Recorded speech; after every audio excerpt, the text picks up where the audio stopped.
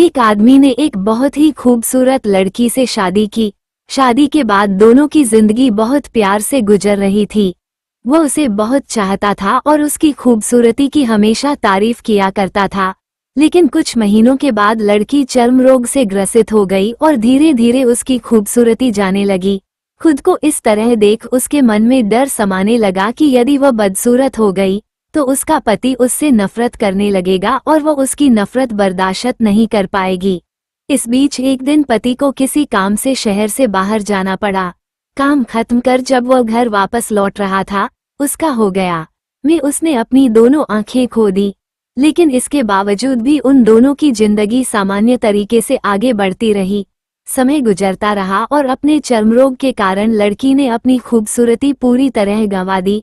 वह बदसूरत हो गई, लेकिन अंधे पति को इस बारे में कुछ भी पता नहीं था, इसलिए इसका उनके खुशहाल विवाहित जीवन पर कोई प्रभाव नहीं पड़ा।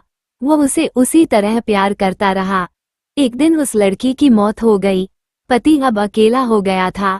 वह बहुत दुखी था। वो उस शहर को छोड़कर जाना चाहता था।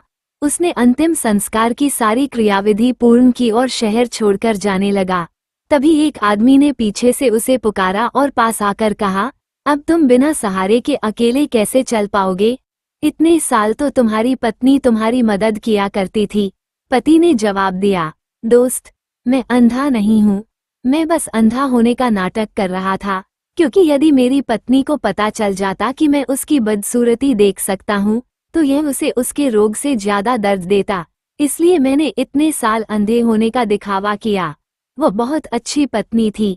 मैं बस उसे खुश रखना चाहता था। खुश रहने के लिए हमें भी एक दूसरे की कमियों के प्रति आंखें बंद कर लेनी चाहिए और उन कमियों को नजरअंदाज कर देना चाहिए।